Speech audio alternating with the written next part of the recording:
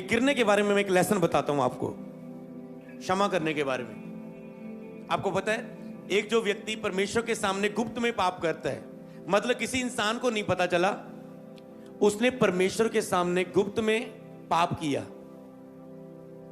किसी इंसान को तो नहीं पता चला, परमेश्वर जब विचार किया, गंदा देखा, या किसी के साथ रिलेशनशिप बनाए, या चोरी कर ली, जा समझ गए ना, कुछ भी रख लो, किसी को नहीं पता चला, पर उस परमेश्वर के सामने उसने पाप किया।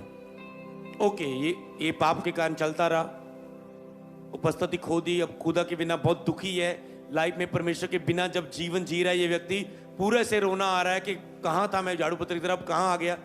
जब इसे फील होता है तो ये व्यक्ति माफी मांग लेता है परमेश्वर से, अगर रियल पश्चाताप करे। अब परमेश्वर ने तो इसे माफ कर दिया और फिर से इसे उठा के खड़ा कर दिया, क्योंकि इसका पश्चाताप रियल था। लेकिन अगर कोई गलती करके पछताए तो मैं गला लगा लूंगा, क्योंकि एक बंदे को पछतावा आने में बहुत टाइम लग जाता है कई बार, जब तक वो टूटता नहीं, असर नहीं आते, उसकी लाइफ में चोटें नहीं आते, नुकसान नहीं होते, दर्द नहीं उस चीज का आता, तब तक वो टोटली रियल पश्चाताप नहीं कर पाता। कई बार ऐसा होता है कि किसी मनुष्य ने अगर गुप्त में गलती की तो उसे खुदा ने माफ कर दिया, पर कुछ लोगों के पाप प्रगट हो जाते हैं। जैसे मान लो किसी व्यक्ति ने गलती की, ये अलग लेसन यूट्यूब पर डाल देना, जो पवित्र आत्मा भी सिखा रहे। मान लो किसी व्यक्ति ने गलती की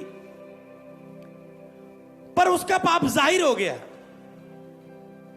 मान लो किसी ने चोरी की, चोरी पकड़ी गई, किसी ने व्यभिचार किया, व्यभिचार पकड़ा गया। आपकी जॉब में, आपकी स्कूल में, आपके कॉलेज में, आप चर्च में जॉब सेवा करते हो, आप वॉलंटियर में हो, आपकी कोई गलती हुई, पता चल गई, कुछ भी रख लो, पता चल गई। जो अब जो पता चल गई, इस व्यक्ति को हम माफ नहीं कर सकते, है ना, क्योंकि इसकी गलती हमें पता चल गई।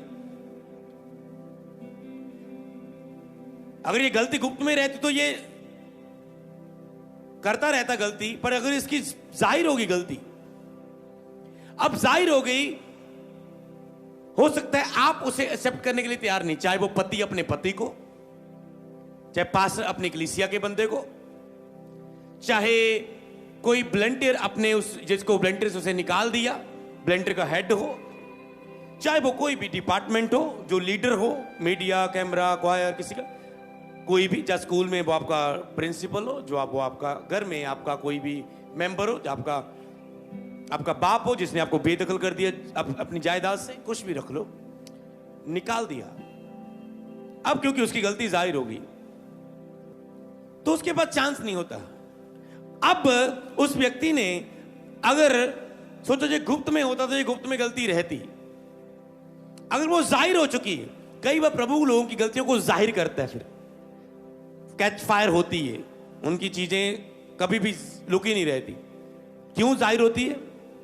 ताकि जो व्यक्ति उसके कारण दुखी हो, क्योंकि प्रभु ने जो उसे स्वर्ग ले जाने के लिए वायदा किया है कि तुझे बार बार मैं खड़ा करके स्वर्ग तो लेके जाऊंगा, पवित्र और निर्दोष बना के उपस्थित करूंगा पिता के सामने। तो पवित्र आत्मा बिल्कुल तैयार रहता है, वो बुलाहट उसके दिल में जीवित रहती है कि अगर वो पछता के फिर से खड़ा हो जाए। अब उस व्यक्ति को परमेश्वर उसके ऊपर असर हुए, परमेश्वर ने उसकी गलती जाहिर की, उसको जॉब से निकाल दिया, उसकी लाइफ से बहुत कुछ खो दिया, उसने जॉब में ठगी मारी, निकाल दिया गया। अब जा चर्च में गलती की, कहीं भी रह लो, परिवार में हस्बैंड ने कोई गलती की, वाइफ उसे एक्सेप्ट करने के लिए तैयार नहीं। मैंने ऐसे रिश्ते देखे, लोगों के प्रेयर पॉइंट आए कि हस्बैंड की पुरानी कोई गलती वाइफ को पता चली, और कोई दुश्मन है किसी का, कोई उसकी पुरानी गलती बता दी कि इसकी लाइफ खराब हो जाए, वाइफ को पता चली, और उसके बाद मान लो उस औरत ने अपने हस्बैंड को एक्सेप्ट ही नहीं किया। मान लो मुझे नहीं एक्सेप्ट करना है, मुझसे नहीं, ये गलती, समझ पा रहे? ये एक पापी के लिए क्षमा, लेकिन जब पापी को तू बचाएगा तुम्हें बारन बारन बचाना पड़ेगा, एक टाइम उसके हाल पे छोड़ दे। लिखा है यदि कोई तुम्हारे झुंड में से विश्वासी पाप में गिर जाए तो उसे अकेले में जाके समझा, उसे चिता और उसे खड़ा कर। तो ऐसे चीज है, आपको इन चीजों को समझने एक डिफरेंट लेसन है, जो आपकी लाइफ में कभी भी किसी के साथ घटा हुआ चल रहा हो तो आपको इस चीज को याद रखना। आपको परमेश्वर का हृदय जानना होता है उस व्यक्ति के प्रति। हालेलुया। आपको हृदय जानना, मान लो एक चर्च से कोई निकाल दिया गया, जॉब से निकाल दिया गया, व्यक्ति आके पछताए तो शायद उसे रख लिया जाए, अगर वो पछता रहा है। पछतावा नहीं आ रहा है तो वो ही नहीं चाहता है अपनी लाइफ में,